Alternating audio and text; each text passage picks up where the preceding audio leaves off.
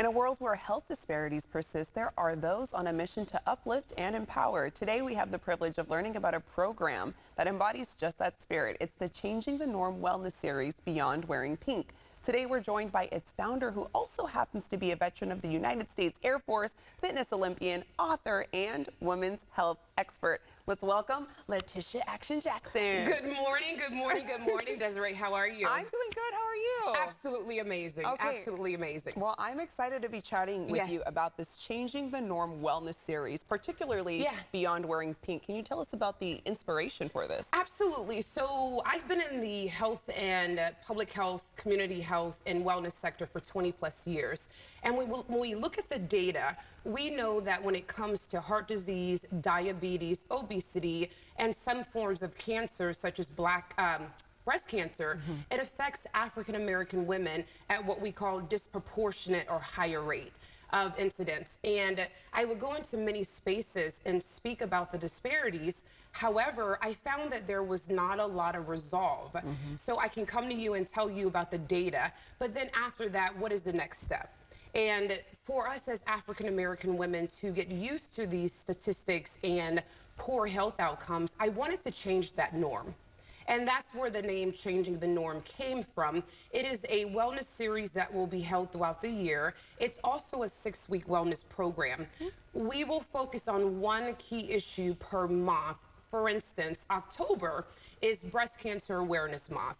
And it's not just about wearing pink, but it's also about bringing education, awareness, support, as well as resources. And that's what we're doing through the program, Changing the Norm, plus the Wellness Series. All right, we like that you're changing the norm, Letitia. Yes. So share some of the essential information about breast cancer that African American women should particularly be aware of. Yes, great question. We as African American women, depending on the research that you look at, we are 40 to 42% more likely to die from breast cancer. And the reason why is that by the time that we are diagnosed with it, we're normally in the later stages of it. And we also are diagnosed with more aggressive forms, such as triple negative breast cancer, as well as what we call inflammatory breast cancer. And that goes back to that part of being aware as an African American woman, what puts you at risk? Some of the risk is a family history of breast cancer. Also, African American women have periods at a younger age and have multiple births, on top of obesity, are all linked to health risks for breast cancer.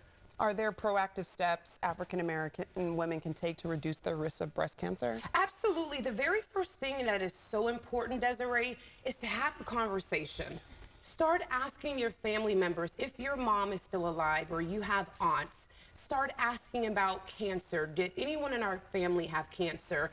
And start asking yourself, am I getting my mammograms if you're over the age of 40? And if you're younger and you have a family history of breast cancer, then you also need to get genetic testing. Another thing that we can do as African American women is to talk to your primary care doctor and ask about, based on your history, when should I be screened for breast cancer annually, or your treatment should be different based on your health conditions. And how can our community actively participate in raising awareness about breast cancer among African American women? I would really challenge the faith-based community to start having these conversations and start talking about the discomfort of talking about our bodies. I kind of feel like breast cancer and other health issues within the African American community is very similar to mental health issues. We don't really have conversations. However, if we have more conversations around Black women's bodies and how our bodies are different from other women, then we can start feeling less uncomfortable about having these health talks. And if you have children, if you have daughters, talk to them about their bodies. I have a daughter now. She's only 18 months. Yay!